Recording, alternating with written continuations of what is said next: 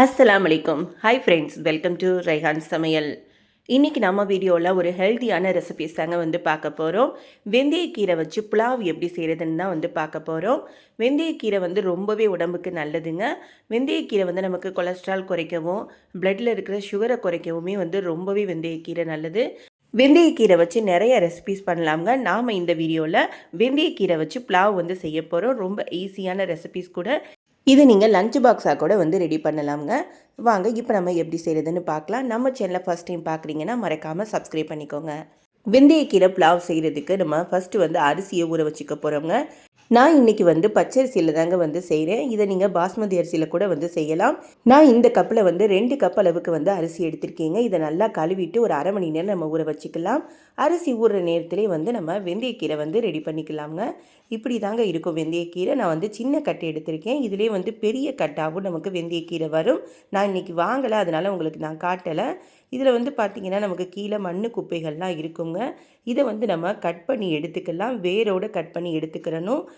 ஒரு கட்டு 15 ரூபான்னு விற்குங்க. நான் வந்து 4 கட்டு 50 ரூபான்னு சொல்லி வாங்கிட்டு வந்தேன். விலை வந்து ரொம்பவே வந்து சீப்பாக இருக்கும். பட் ஆனால் ஹெல்தி வந்து பார்த்திங்கன்னா ரொம்பவே அதிகம். ஒரு வீக்லி ஒன்ஸாவது நம்ம வெந்தயக்கீரை எடுத்துக்கிறணும்.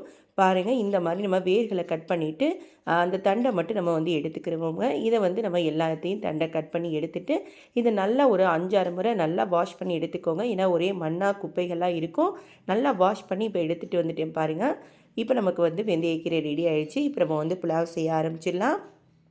நாம் இன்றைக்கி குக்கரில் தாங்க வந்து புலாவ் செய்ய போகிறோம். குக்கரில் வந்து தம் போட்டு செய்ய போகிறோம். ஏன்னா குக்கரில் விசில் அடிக்கிறத விட தம் போட்டு செய்கிறது இன்னுமே நல்ல டேஸ்ட்டு கொடுக்கும். அதனால் நான் எப்போவுமே வந்து குக்கரில் தம் போட்டுக்குவேன். குக்கர் சூடானதுக்கு பிறகு ஒரு 4 ஸ்பூன் அளவுக்கு வந்து நெய் சேர்த்துருக்கீங்க. ஒரு 5-6 ஸ்பூன் அளவுக்கு வந்து எண்ணெய் சேர்த்துக்கிறேன், கடலெண்ணெய். எண்ணெயும் நெய்யும் நம்ம கலந்து சேர்த்துக்கிறணும். எண்ணெயும் நெய்யும் சூடானதுக்கு பிறகு நம்ம எடுத்து வச்சுருக்கிற ஸ்பைசஸ் எல்லாமே வந்து இதில் சேர்த்துக்கலாங்க. நான் என்னெல்லாம் ஸ்பைசஸ் சேர்த்துருக்கேன் அப்படிங்கிறத நான் வந்து டிஸ்கிரிப்ஷனில் கொடுக்குறேன், செக் பண்ணி பாருங்கள். அடுத்து நீல வாக்கில் வந்து பெரிய வெங்காயம் வந்து கட் பண்ணி வச்சுருக்கீங்க. ஒரு 3 பெரிய பல்லாரி வெங்காயம் கட் பண்ணி சேர்த்துருக்கேன். இது கூடவே ஒரு 3 பச்சை மிளகாயும் சேர்த்துருக்கேன். இப்போ இதை வந்து நல்லா வதக்கி விட்டுடலாம். பிரியாணிக்கு மாதிரி நமக்கு கோல்டன் ப்ரௌன் ஆகணும்னெல்லாம் இல்லைங்க. கண்ணாடி பதம் வர அளவுக்கு வதங்கினா போதும். பாருங்கள், இந்த அளவுக்கு வதங்கினா போதுங்க. ரொம்ப வதக்கிடக்கூடாது. நமக்கு புலாவுடைய கலரே வந்து மாற்றி கொடுத்துரும். வெங்காயம் நல்லா வதங்கினதுக்கு பிறகு இப்போ இதில் வந்து 2 ஸ்பூன் அளவுக்கு இஞ்சி பூண்டு பேஸ்ட்டு வந்து சேர்த்துருக்கீங்க. சேர்த்துட்டு அதையுமே வந்து நல்லா வதக்கி கொடுத்துடலாம். இஞ்சி பூண்டுடைய பச்சை வாசனை போகிற அளவுக்கு நல்லா வதக்கி எடுத்துக்கிறணும். பாருங்கள், இப்போ நல்லா வதக்கி எடுத்தாச்சு. இப்போ இதில் வந்து நம்ம கழுவி சுத்தம் பண்ணி வச்சுருக்கிற வெந்தயக்கீரை வந்து இந்த நேரத்தில் சேர்த்துக்கலாங்க.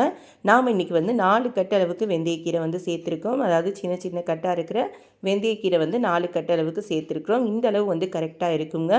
வெந்தயக்கீரை சேர்த்து நல்லா வந்து கிளறி கொடுத்துடலாம். ஒரு 2 நிமிஷத்துலேயே வெந்தயக்கீரை நல்லா நமக்கு வதங்கி வந்துடும். இப்போ இதில் வந்து ஒரு தக்காளி வந்து சேர்த்துக்கிறேங்க. ரொம்ப வந்து தக்காளி சேர்க்க வேணாம், அப்புறம் நமக்கு புலாவுடைய நிறமே வந்து மாறிடும். இப்போ வந்து இதுக்கு தேவையான அளவுக்கு வந்து உப்பு சேர்த்துக்கிறேங்க. நான் இன்றைக்கி வந்து கல் உப்பு தான் சேர்த்துக்கிறேன்.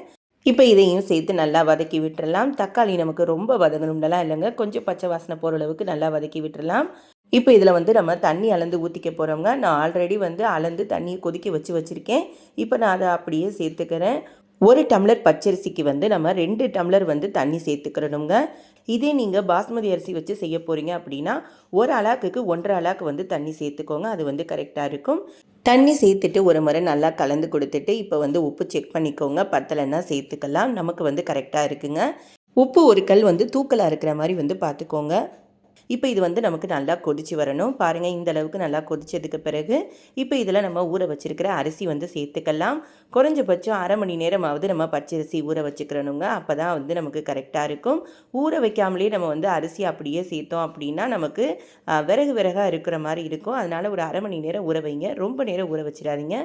அரிசி சேர்த்துட்டு ஒரு முறை நல்லா கலந்து கொடுத்துட்டு நம்ம அப்படியே கொதிக்க விட்டுருவோங்க. நல்லா கொதிச்சதுக்கு பிறகு ஒரு முறை நல்லா கலந்து கொடுத்துடுங்க. கலந்து கொடுத்துட்டு இப்போ நம்ம வந்து மூடி போட்டு ஒரு 5 நிமிஷம் அப்படியே வேக விட்டுக்க போகிறோம்.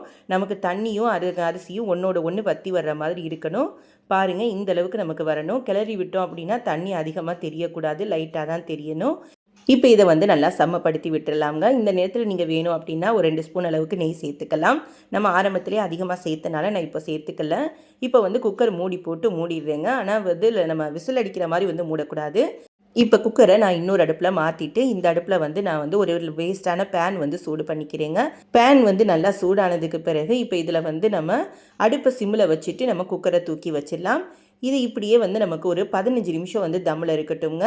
நீங்கள் பேனுக்கு பதிலாக வேஸ்ட்டான தோசைக்கல்லை கூட வந்து யூஸ் பண்ணிக்கலாம். 15 நிமிஷத்துக்கு பிறகு மறுபடியும் ஒரு 15 நிமிஷம் ரெஸ்ட்டு கொடுத்துட்டு நம்ம வந்து ஓப்பன் பண்ணிக்கலாம். நம்ம தம் போட்டு எடுத்து ஒரு 15 நிமிஷம் ஆகிடுச்சிங்க. இப்போ நான் வந்து குக்கரை ஓப்பன் பண்ணிக்கிறேன். பாருங்கள், நமக்கு வெந்தயக்கீரை புலாவ் வந்து சூப்பராக வந்து ரெடி ஆகிடுச்சு. நல்லா உதிரி உதிரியாக இருக்குங்க ரைஸ் எல்லாமே. அவங்களுக்கு பார்த்தாலே தெரியும், நல்லா நமக்கு உதிரி உதிரியாக இருக்கும். குக்கர் மூடியை திறக்கும் போதே வந்து பார்த்திங்கன்னா வீடே மணக்குங்க. வெந்தயக்கீரை வாசனையோடு வந்து பார்த்திங்கன்னா இந்த ரைஸ் வந்து புலாவ் சூப்பராக இருக்கும். இந்த புலாவ் கூட நீங்கள் வந்து எந்த gravy, chicken gravy, veg gravy எது வச்சு சாப்பிட்டாலுமே வந்து ரொம்பவே வந்து டேஸ்ட்டாக இருக்குங்க.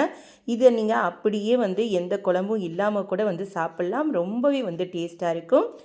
கண்டிப்பாக இதே மெத்தடில் நீங்களும் ஒரு முறை செஞ்சு பாருங்கள். செஞ்சு பார்த்துட்டு உங்களுடைய ஃபீட்பேக்கை நம்மளோட வந்து ஷேர் பண்ணிக்கோங்க. இந்த வீடியோ உங்களுக்கு பிடிச்சிருக்கும்னு நம்புகிறேங்க. பிடிச்சிருந்துச்சு அப்படின்னா இந்த வீடியோவுக்கு ஒரு லைக் கொடுங்க. உங்கள் ஃப்ரெண்ட்ஸ் அண்ட் ஃபேமிலியோடு வந்து ஷேர் பண்ணிக்கோங்க. நம்ம சேனலை புதுசாக பார்க்குறவங்களா இருக்கீங்கன்னா மறக்காமல் சப்ஸ்கிரைப் பண்ணிவிட்டு பக்கத்தில் இருக்கிற பெல் ஐக்கானில் ஆல்ன்ற பட்டனை கிளிக் பண்ணுங்கள். அப்போ தான் நம்ம போடுற வீடியோஸ் எல்லாமே உங்களுக்கு நோட்டிஃபிகேஷன் வரும். இன்னொரு புது ரெசிபியோடு நாம் அடுத்த வீடியோவில் சந்திப்போம். பை ஃப்ரெண்ட்ஸ், தேங்க்ஸ் ஃபார் வாட்சிங்.